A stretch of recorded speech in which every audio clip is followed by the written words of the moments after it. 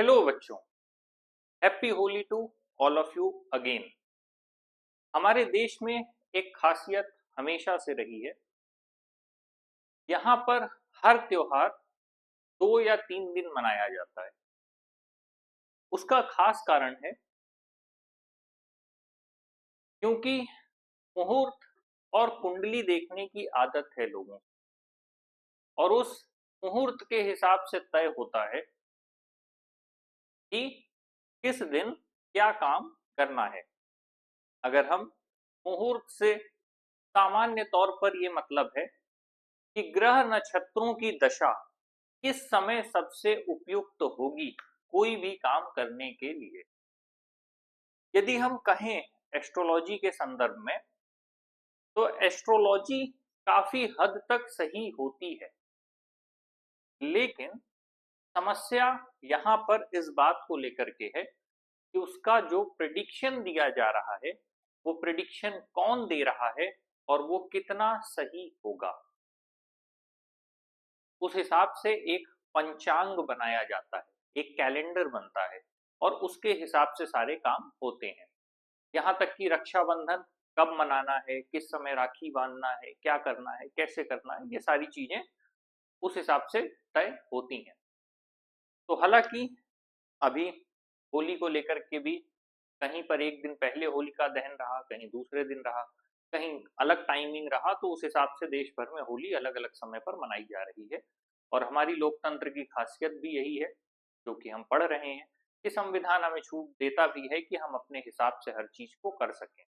अब ये एक डिबेट का टॉपिक है कि एस्ट्रोलॉजी किस हद तक सही है और कहाँ से कैसे कितना प्रेडिक्ट किया जा रहा है। लेकिन पुराने समय से, चाहे समय बताना हो या कोई परिस्थिति बताना हो या सूर्य ग्रहण और चंद्र ग्रहण बताना हो, वो हमेशा से एकदम सही बता दिया जाता है। उसका मेन रीजन इसी तरह के प्रिडिक्शंस हैं। हालांकि किसी भी प्रिडिक्शन और अंधविश्वास के बीच में एक अंतर होता है। जब कोई प्रिडिक्शन तथ्यों पर बेस्ड होता है तो वो लगभग लगभग सही होता है, और जब कोई भी प्रिडिक्शन किसी मान्यता पर होता है तो वो एक अंधविश्वास होता है। ऐसे समझिए, किसी एक चीज का अनुमान लगाया जा रहा है। अगर अनुमान तथ्यों के आधार पर है तो जो निष्कर्ष होगा, जो परिणाम होगा, वो सही होगा। लेकिन जो अनुमान लगाया जा रहा है वो किसी मान्यता, धारणा, विश्वास पर लगाया जा रहा है, तो अपने आप जो उसका निष्कर्ष होगा वो गलत होगा। क्योंकि अंधविश्वास का, मान्यता का या धारणा का मतलब है कि कुछ भी हो जाना। मान लीजिए जैसे हम फिल्मों में देखते हैं, या हम कभी भी किसी व्यक्ति ने ऐसा कहा कि कोई मंदिर में हाथ जोड़ के खड़ा है और उसने कहा कि भगवान, अगर मैं पास हो जाऊंगा या इस एग्जाम को क्रैक कर लूंगा तो मुझे कुछ हिंट दीजिए, और एक फूल ऊपर से गिर गया। एक बार ऐसा हो गया, आपने 2 बार किया, 3 बार किया, 4 बार किया, और ऐसा बार बार बार बार होने लगा, तो आपने एक मान्यता बना ली। भले ही कई बार हुआ, लेकिन जो मान्यता बनी वो पूरी तरह से अंधविश्वास पर है, क्योंकि उसका कोई भी वैज्ञानिक तथ्य उपलब्ध नहीं है। तो जब भी इस तरह के अनुमान हम समाज में उठाते हैं तो ज्यादातर वो अंधविश्वास होते हैं। लेकिन जब हम बात करें, मान लीजिए गुरुत्वाकर्षण बल है, कोई व्यक्ति छत से कूदे, चाहे वो 3 मंजिल की हो या 30 मंजिल की हो, या कहीं भी ऊपर से कूदेगा तो वो अपने आप नीचे ही आएगा। कोई भी पत्थर आसमान को उछालेंगे तो उसे नीचे को ही आना है। वो ऐसा क्यों है? क्योंकि गुरुत्वाकर्षण बल है। लेकिन हमें पता कैसे चला? क्योंकि हमने डिफरेंट टाइमलाइन पर उसको जाकर के लगातार प्रयोग किया। एक बार नहीं, हजारों बार, सैकड़ों बार, तब जाकर के ये बात ठोस हुई, और ये वैज्ञानिक तथ्य से सिद्ध हुआ कि पृथ्वी की तरफ को खिंचाव बल काम करता है। और फिर उसके बाद स्पेस में अलग सिचुएशन है, जिस हिसाब से हम ऊपर को गए हमने अलग अलग चीजों को खोजा। तो जब भी कोई चीज वैज्ञानिक तथ्य पर आधारित होगी, किसी ठोस आधार पर निर्मित होगी, तो वो जो प्रेडिक्शन है वो अपने आप में सही होगा। और अंधविश्वास या मान्यता पर आधारित जो भी प्रेडिक्शन है वो गलत होगा। ये डिफरेंस आता है। खैर, ये तो होली की वजह से एक छोटा सा सेपरेट टॉपिक हो गया। अब हम वापस आते हैं डेमोक्रेसी पे। हमने ये देखा था कि डेमोक्रेसी हमें फ्रीडम के साथ रहना सिखाती है। फ्रीडम और डिग्निटी के साथ तभी रहा जा सकता है जब हमारे पास वैसा माहौल हो, वैसा एक सेट पैटर्न हो, नहीं तो पॉसिबिलिटी नहीं है, क्योंकि सोसाइटी लगातार कॉन्फ्लिक्ट पर बनी हुई है।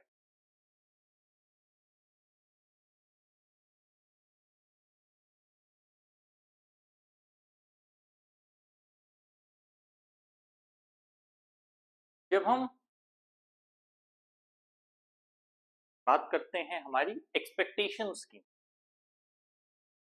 हमारी लाइफ में सबसे ज्यादा प्रॉब्लम किस चीज से है? एक्सपेक्टेशन, उम्मीदें।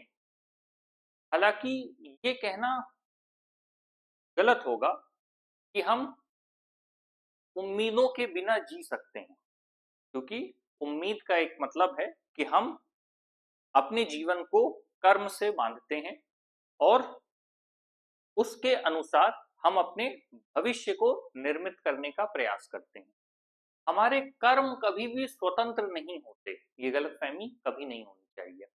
हमारे कर्म हमेशा बंधन से जुड़े होते हैं। जैसे हम किसी न किसी अपेक्षित परिणाम की प्राप्ति के लिए कर्म करते हैं। अब आप कहेंगे कि आ, हम स्वतंत्र कर्म क्यों ना करें? इसीलिए फिर कर्म और अकर्म में भी फर्क आ जाता है, क्योंकि जीवन पूरा का पूरा विस्तार और संचय पर आधारित है। कल का जीवन या आगे आने वाले जीवन में खुद को सुरक्षित रखने के लिए हमें संचय करने की आवश्यकता होती है। उस संचय की वजह से, क्योंकि जीवन असुरक्षित है, अनिश्चित है, अनसर्टेनिटी है, उस अनसर्टेनिटी को बीट करने के लिए हम सिक्योरिटी चाहते हैं। हम जब सिक्योरिटी चाहते हैं तो हम एक विजन डेवलप करते हैं, फ्यूचरिस्टिक विजन। अब चाहे वो एक इंडिविजुअल की सिक्योरिटी हो, चाहे फिर वो एक नेशन की सिक्योरिटी हो। हम रक्षा बजट क्यों बनाते हैं? रक्षा और सैन्य व्यवस्था पर क्यों खर्च करते हैं? जितनी भी टेक्नोलॉजी है उसको स्वदेशी क्यों बनाने का प्रयास करते हैं? क्योंकि दीर्घकालीन स्तर पर या एक लंबे समय पर खुद को सुरक्षित रखने के लिए। तो हमेशा जब भी कोई विजन होगा वो फ्यूचरिस्टिक होगा, और जब विजन फ्यूचरिस्टिक होगा, जैसे वर्तमान में अगर बात किया जाए 2026 में सबसे ज्यादा न्यू वर्ल्ड ऑर्डर को लेकर के बात हो रही है, क्योंकि तेजी से जो शक्ति संतुलन है विश्व का वो परिवर्तित हुआ है। देशों के मध्य जो एक संतुलन बना हुआ था वो परिवर्तित हुआ, क्योंकि पहले देश में ध्रुवीयता थी, बाइपोलर था। बाइपोलर क्यों था? क्योंकि पावर दो सेक्शन में पोलराइज्ड थी, चाहे वो रशिया हो, अमेरिका हो। लेकिन जो वो पोलराइजेशन है रशिया का एक तरफ वॉर में इंगेज होने से खत्म हो गया। तो लगातार ये देखा जा रहा है कि क्या फिर से वो दौर आ रहा है जब अमेरिका सुपर पावर के तौर पर सामने आएगा, क्योंकि वॉर से भी अल्टीमेटली फायदा सबसे ज्यादा उसी डिफेंस कंपनीज को होगा जो इस वॉर को जानबूझकर क्रिएट कर रही हैं। जीवन में अक्सर दो लोग हों, दो देश हों, किसी भी हालात परिस्थिति में वो लड़ते हुए या संघर्ष करते हुए दिख सकते हैं, पर वास्तविकता ये नहीं होती। उन दो लोगों को लड़ाने वाला कोई ना कोई व्यक्ति होता है, उनको आपस में संघर्ष करवाने वाला, उनको आपस में किसी न किसी कॉन्फ्लिक्ट में इंगेज करके अपना फायदा निकालने वाला व्यक्ति होता है, और इसीलिए वॉर होती है। अक्सर होता यह है कि जो पर्सन या जो कंट्री, जो नेशन डोमिनेंट होती है, जो पावर को होल्ड करती है, उसके माध्यम से किसी दूसरे को लड़वाया जाता है। रशिया यूक्रेन सबसे बड़ा उदाहरण है, क्योंकि यूक्रेन को अगर यूएस एक तरफ से पुश नहीं करता तो ये लड़ाई नहीं होती। एनीवेज, उनका अपना जियोपॉलिटिकल कंसर्न है। तो जब हम किसी भी कंटेक्स्ट में बात कर रहे होते हैं तो हमने एक्सपेक्टेशन की बात की। एक्सपेक्टेशन हमेशा हमारे फ्यूचर को लेकर के होता है। पेरेंट्स ये कोशिश करते हैं कि बच्चों का अच्छा रिजल्ट आए। बच्चे ये जो क्लास कर रहे हैं वो इस एक्सपेक्टेशन से कर रहे हैं कि उनको कुछ नॉलेज गेन होगा। कोई भी काम बिना एक्सपेक्टेशन और बिना एक डिजायर्ड रिजल्ट के नहीं होता। अब यहां पर थोड़ा फर्क समझना है। डिजायर्ड रिजल्ट हमें क्या केवल एक्सपेक्टेशन से मिलेगा? जिद और समझ में अंतर होता है। जैसे मान लीजिए आपको एग्जाम क्वालिफाई करना है और अच्छे नंबर लेकर के आना है, अच्छे नंबर से पास होना है। अगर आप इस बात की जिद ठान लें कि मुझे ये पेपर अच्छे नंबर से लाना है और दिन में रोज 5 घंटे मोबाइल पे 5 घंटे क्रिकेट खेलने में बिताएं, तो क्या रिजल्ट आएगा? जवाब है नहीं, क्योंकि आपने उसके लिए जिद पाल ली। दूसरा हिस्सा है समझ का। आप कहाँ जाना चाह रहे हैं, क्या करना चाह रहे हैं, उसका डिजायर्ड रिजल्ट आपको कैसे मिलेगा। अगर आप एक एग्जाम क्वालिफाई करना चाह रहे हैं तो उस एग्जाम को क्वालिफाई करने के लिए उसकी एलिजिबिलिटी क्या है, उस एलिजिबिलिटी क्राइटेरिया के साथ किस हिसाब से आपको सिलेबस पूरा फुलफिल करना है।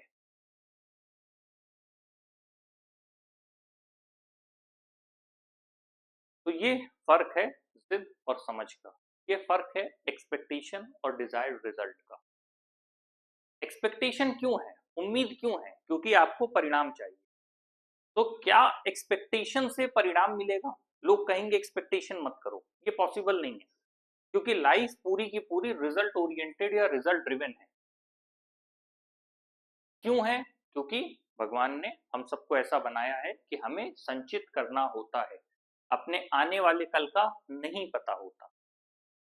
किसी तरह की मेडिकल इमरजेंसी है तो आपको अपना कुछ ना कुछ फंड्स अरेंज करना होगा। फंड्स कितना? क्योंकि फ्यूचर के लिए सेफ गार्ड करना होगा।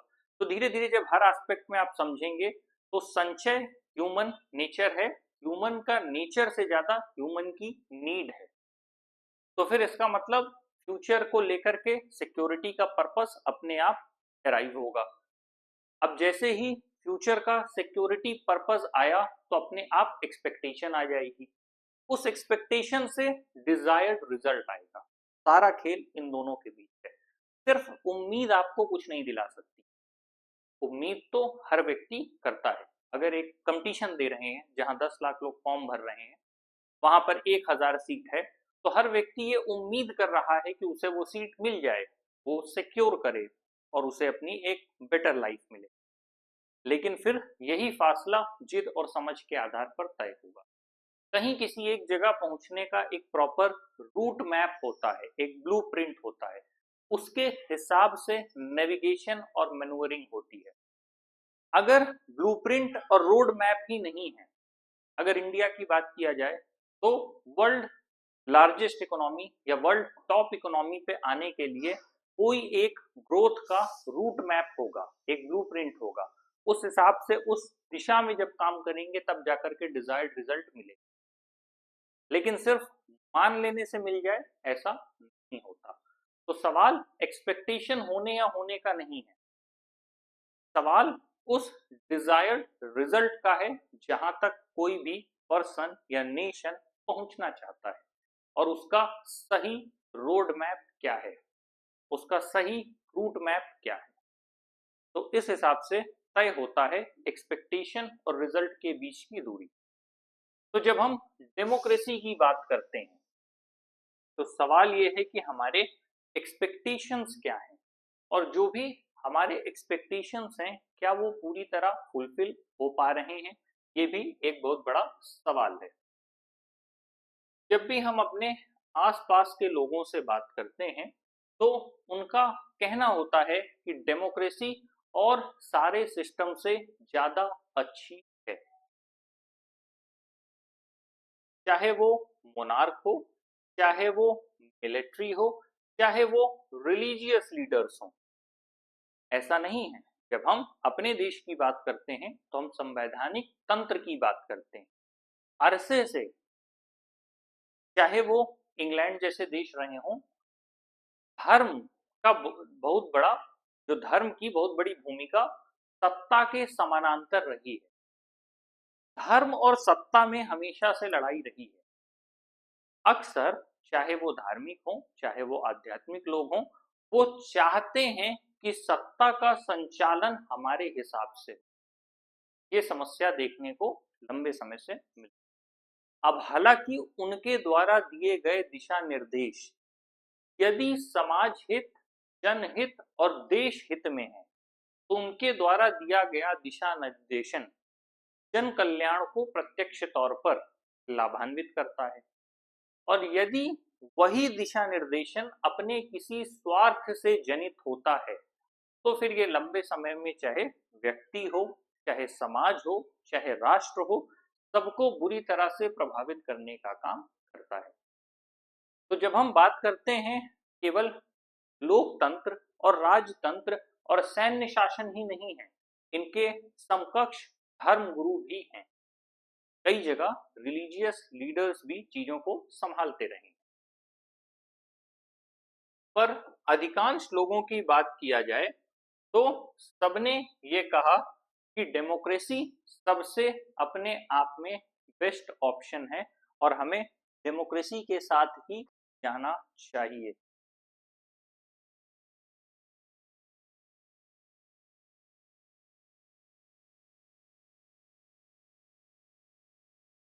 ऐसे में एक सवाल ये आता है कि जो लोगों का फैसिनेशन है कि हमें डेमोक्रेसी ही चाहिए, डेमोक्रेसी ही बेस्ट होती है, ऐसा क्यों है?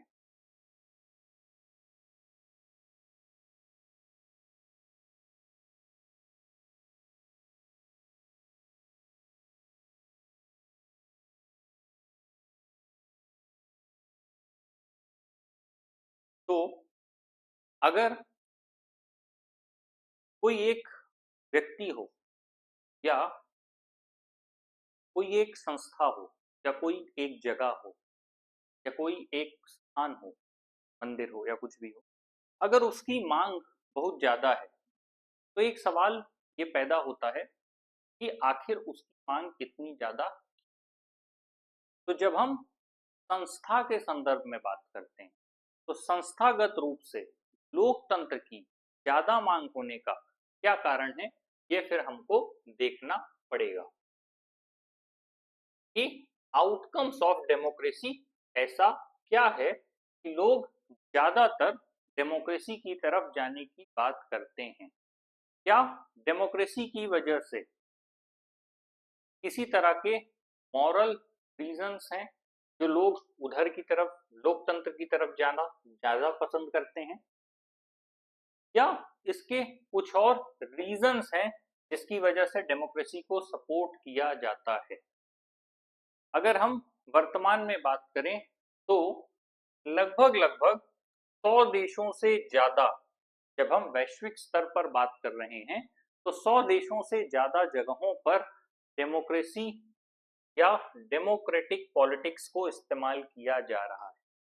उनके पास अपने फॉर्मल कॉन्स्टिट्यूशंस हैं। अब यहाँ पर एक चीज समझने वाली है, जब हम संविधान की बात करते हैं तो मुख्य तौर पर संविधान एक ढांचा है जो पूरे शासन और प्रशासन को चलाने में मदद करता है। क्या हम ये मानकर चलें कि 1947 में जिन चीजों को लेकर के बातचीत हुई, 1950 तक जब हमारा संविधान आया, सब कुछ हुआ, सारी चीजें होने के बावजूद क्या हम ये मान के चल सकते हैं वही संविधान तंत्र अब तक लेकर के चलना किस हद तक प्रासंगिक है? हम आगे कुछ और सब्जेक्ट्स पढ़ेंगे, तब हम डीप डाउन पॉलिटिकल साइंस में ये देखते हैं कि जब शुरुआत में चुनाव हुए 1952 में, जब पहला आम चुनाव हो रहा था, जब नेहरू जी की सरकार आई 1952 से 1967 के बीच का जो दौर था, उस ड्यूरेशन में किस तरह के चेंजेस हुए, क्योंकि देश की बागडोर या सत्ता कमान उस समय संभालना जब देश पूरी तरह बिखरी हुई अवस्था में था, तब की क्या परिस्थितियां थी और आज की क्या परिस्थिति। हर एक शासक या हर एक राष्ट्रपति महोदय या माननीय प्रधानमंत्री महोदय के सामने अलग अलग वक्त के हिसाब से अलग अलग चुनौतियां होती। जो चुनौती उस कालखंड में थी वो चुनौतियां अब हो सकता है कि ना हो, अवश्यंभावी रूप से हो, या कुछ और नई चुनौतियों ने जन्म ले लिया हो। तो यहां पर फिर एक सवाल उठता है लगातार बदलाव को लेकर के, क्योंकि कोई भी कॉन्स्टिट्यूशन भी सिटीजन सेंट्रिक होना चाहिए। उसका रेगुलेशन, फॉर्मुलेशन, इम्प्लीमेंटेशन तभी पॉसिबल है जब उसमें लगातार बदलाव हो। अगर कोई व्यवस्था पुरानी है और उसकी वजह से लोग या देश की जो प्रजा है, जो जनता है, वो लगातार तकलीफों का सामना कर रही है या उन समस्याओं से नहीं उबर पा रही, तो कहीं ना कहीं जरूरत है तंत्रगत बदलाव की, ढांचेगत बदलाव की। अब जब हम संविधान के संदर्भ में बात कर रहे हैं तो हर देश की geography, sociology, political structure, economic structure पूरी तरह से अलग है। लेकिन इसके बावजूद हम कुछ देशों से सीख सकते हैं। जैसे भारत की बात किया जाए तो यहाँ पर जेंडर न्यूट्रल लॉज नहीं है और लोग लंबे समय से संघर्षरत हैं सिर्फ इस बात को लेकर के कि वो अपने जीवन में कुछ बेहतर कर पाएं, इन टर्म्स ऑफ उस अमानवीय परिस्थिति से बाहर आ पाए जो उनके लिए क्रिएट कर दी जाती है जेंडर इम्बैलेंसेस को लेकर के। उन समस्याओं से निपटने के लिए वर्तमान में तंत्रगत व्यवस्था ही उपलब्ध नहीं है। कनाडा एक ऐसा देश है जहां की बात हम करें तो वहां पर जेंडर न्यूट्रल लॉज को लेकर के काफी चीजें, तो जो लॉज में बायसनेस है, जो कॉन्स्टिट्यूशन में चीजें मेंशन नहीं, जो चीजें सामान्य स्तर पर शासन और प्रशासन के ढांचे को मजबूत बनाए रखने के लिए वर्तमान में उपलब्ध नहीं है, उनकी कहीं ना कहीं आवश्यकता है। तो जब हम बात करते हैं 100 से ज्यादा देशों ने डेमोक्रेसी को अपनाया और सबके पास अपने फॉर्मल कॉन्स्टिट्यूशन है अपने देश के हिसाब से जैसी उनकी जरूरतें रही होंगी, तो ऐसे में कहीं ना कहीं हमें भी ये समझना होगा कि पुरानी व्यवस्था और तंत्र को लगातार लेकर के आगे चलने या ढोने का कोई मतलब नहीं है। उसी एक आधारशिला पर, उसी एक फाउंडेशन पर नई बिल्डिंग की जरूरत है। ठीक वैसे जैसे किसी इमारत को हर कुछ समय के बाद रंगाई पुताई और बाकी चीजों की जरूरतें होती हैं, तो ठीक यहाँ पर भी आवश्यकता है। ये बात हो गई बदलाव की, क्योंकि जब हम बात करते हैं आउटकम्स ऑफ डेमोक्रेसी, तो जो फैसिनेशन ऑफ डेमोक्रेसी है कि हमको डेमोक्रेसी ही क्यों चाहिए और हर देश डेमोक्रेसी ही अपना रहा है, उसका मूल मुद्दा सिर्फ और सिर्फ इतना सा ही है।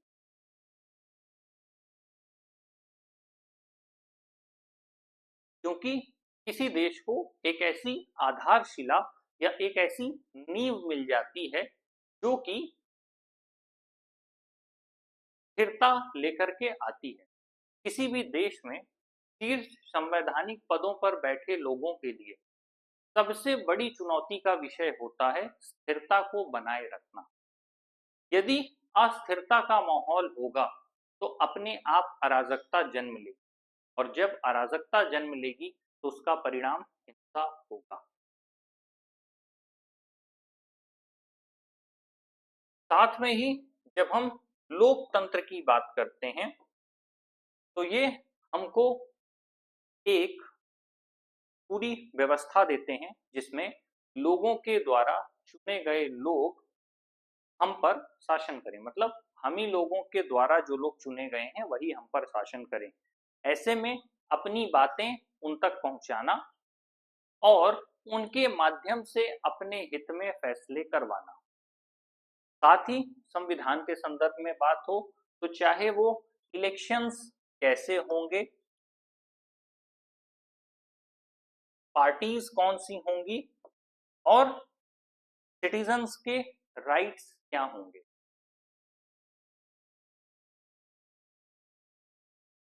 इन सबको मेंशन किया जाता है। हालांकि जब हम बात करते हैं तो कुछ फीचर्स लगभग लगभग कॉमन होंगे। जब हम इलेक्शन की बात करते हैं तो इलेक्शन लगभग लगभग हर जगह होगा, लेकिन मेथड ऑफ इलेक्शंस अलग होंगे।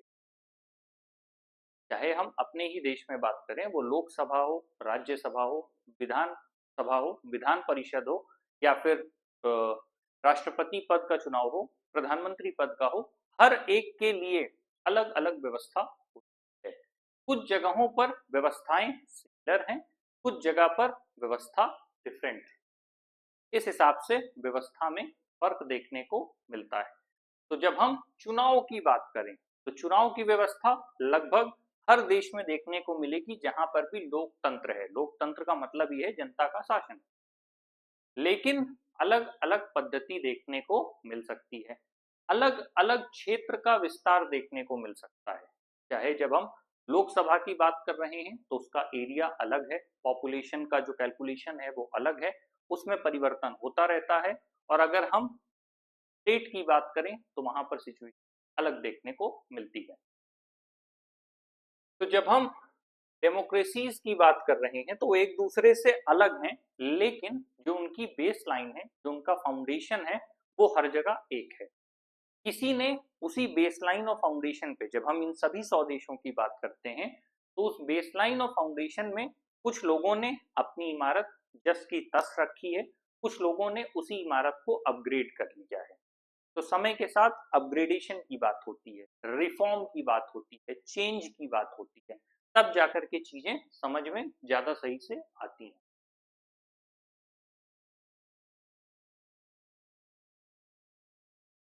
सोशल सिचुएशंस काफी हद तक डिपेंड करती हैं, उसके अलावा इकोनॉमिक अचीवमेंट्स और वहां का कल्चर।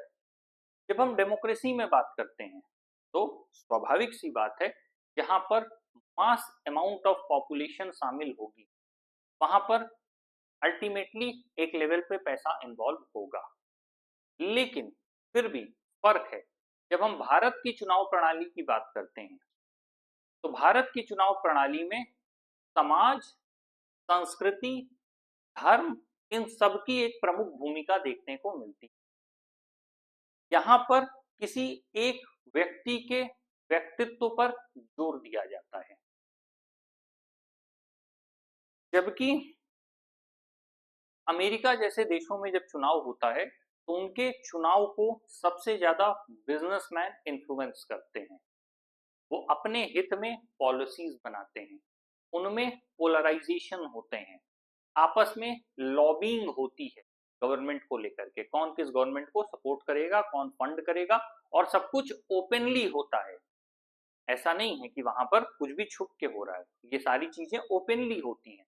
वो इसलिए होती हैं क्योंकि वहां पर आपका कैपिटलिस्ट इकोनॉमी है, तो इकोनॉमी भी अपने आप मैटर करती है।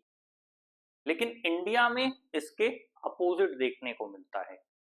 यहाँ पर सबसे बड़ी भूमिका धर्म, संस्कृति, समाज निभाती, ये डिफरेंस आता है।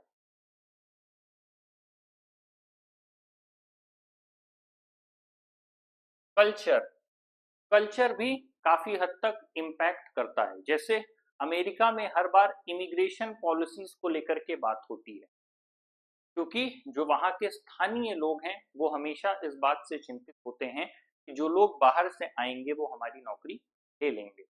या हमारा काम छीन लेंगे। तो इस तरह की स्थिति देखने को मिलती है। जबकि इंडिया की बात किया जाए तो यहाँ पे कल्चर और रिलीजन दोनों की मिली-जुली भूमिका देखने को मिलती है। यहाँ पर इंडियन डायस्पोरा की बात होती है कि कितने भारतीय हैं जो विदेशों में रह करके अपना काम कर रहे हैं। इसीलिए भले ही इन सभी देशों में लोकतंत्र है, लेकिन उन सब की अपनी जरूरतें, अपनी उम्मीदें पूरी तरह से अलग हैं। हालांकि उनकी जब हम अगेन वही बात है कि जब हम बात करते हैं लोकतंत्र की तो सबकी जो फाउंडेशन लाइन है वो एक है, लेकिन उस पे जो इमारत बनी है सबकी वो पूरी तरह से अलग है।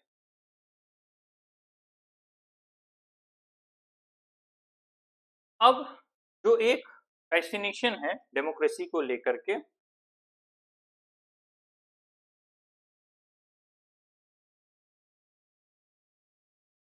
वो ये है कि ये सारे इश्यूज को एड्रेस करेंगे जो कि सोशियो इकोनॉमिक होगी और पॉलिटिकल प्रॉब्लम्स की, क्योंकि लोकतंत्र में जनता का शासन है। तो हम ये मान के चलते हैं कि जो भी उनकी सामाजिक और आर्थिक समस्याएं हैं वो सुलझाई जाएंगी।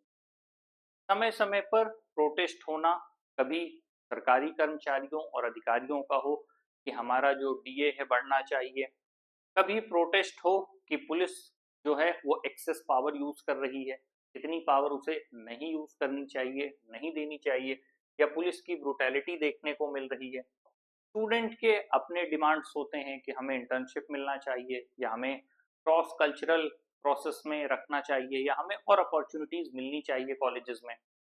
तो एक तरह से डेमोक्रेसी का जो फैसिनेशन है, जो सबसे ज्यादा है, वो ये है कि सारे इश्यूज को एड्रेस कर पाने की क्षमता है। अब ये एक अलग बात है कि सरकार किन इश्यूज को सॉल्व कितना जल्दी करती है, ये फिर एफिशिएंसी ऑफ गवर्नमेंट का सवाल आ जाता है। हमने एक तंत्र बनाया, तंत्रगत विशेषता बनाई, तंत्रगत विशेषता को बनाने का जो मूल मुद्दा था वो था इफेक्टिव गवर्नमेंट, और फिर यहीं से गवर्नेंस आ जाता है कि इफेक्टिवली हम हर वो चीज कंप्लीट कर पाए जो हम करना चाहते हैं।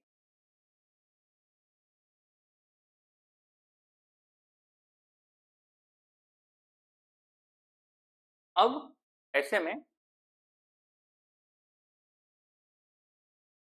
जब इफेक्टिव गवर्नमेंट की बात आती है, आपके पास एक तंत्रगत ढांचा है। अगर सरकार के पास एक तंत्रगत ढांचा हो गया जिसके तहत वो चीजों को संभाल रहे हैं, इसके बाद जब उनके पास एड्रेस आए तो उन जो भी इशू किए गए, मतलब जितने भी तरह के टॉपिक्स थे जिनको एड्रेस किया गया, तो अल्टीमेटली उन टॉपिक्स को कितना जल्दी गवर्नमेंट रिजॉल्व करती है, कितना इफेक्टिवली काम करती है, इस बात से तय होता है कि सरकार कैसी है वास्तविकता में। ये सरकार की कार्य क्षमता, उनकी कार्य प्रणाली और उनकी कार्य कुशलता का परीक्षण होता है। जैसे एक मुद्दा अगर वो 5 साल से चला आ रहा है, 10 साल से चला आ रहा है, 20 साल से चला आ रहा है, एक सरकार में जब उतनी क्षमता होती है तो वो उसी मुद्दे को बहुत तेजी से सॉल्व कर देती है। उसी को हम रिफॉर्म कहते हैं। वहीं पर हम परिवर्तन की बात करते हैं, और दूसरी सरकार उसी एक मुद्दे को लेकर के बैठती रहती है, उसको टरकाती रहती है, कील हवाली करती है, और मंथर गति से काम करते हुए अपना टर्म पूरा होने के बाद अगली बार जीतने का प्रयास करते हैं। यही डिफरेंस है। जब हम न्यू इंडिया के विजन की बात करते हैं तो कितनी जल्दी डिसीजन मेकिंग प्रोसेस में आकर के कितनी तेजी से परिवर्तन किया जाता है, इसी से तय होता है कि सरकार कितनी इफेक्टिवली काम करने में सक्षम है।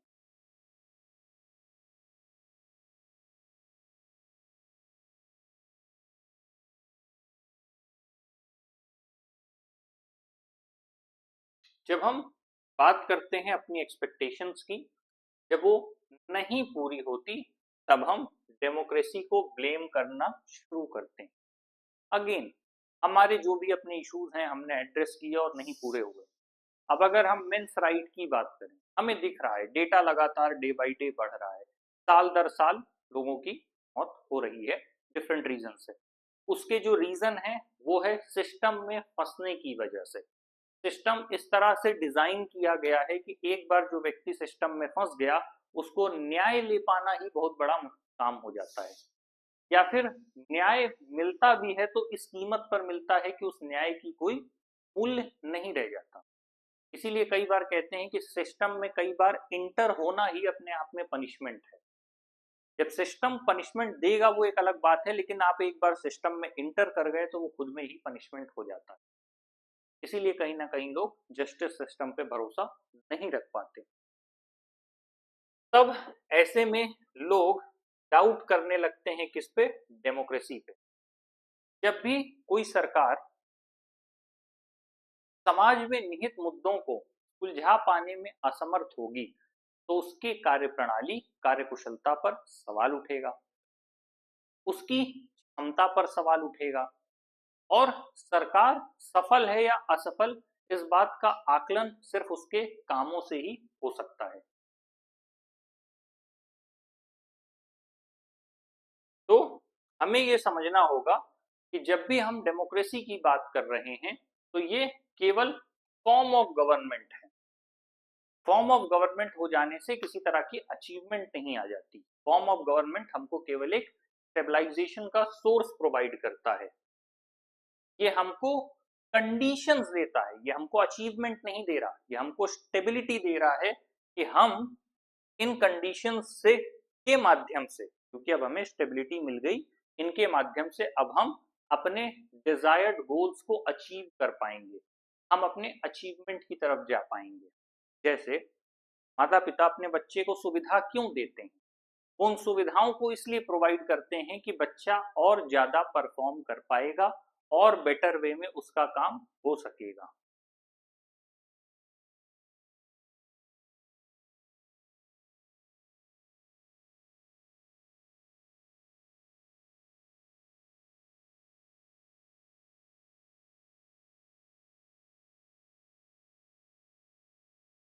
इसीलिए यहां से एक कंडीशन मिलती है,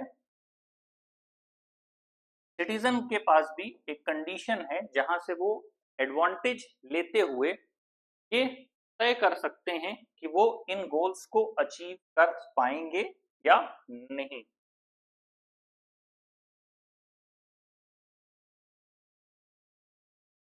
तो अभी तक हमने ये समझा कि जब हम डेमोक्रेसी के कंटेक्स्ट में बात कर रहे हैं कि सिर्फ डेमोक्रेसी होना तो पहला स्टेप है, उसके बाद गवर्नमेंट अचीवमेंट्स ले पाती है या नहीं, गवर्नमेंट इफेक्टिव है या नहीं, गवर्नेंस सही से हो पा रहा है कि नहीं, ये तभी संभव है जब उसकी सही से मॉनिटरिंग होगी, सही से अकाउंटेबिलिटी होगी।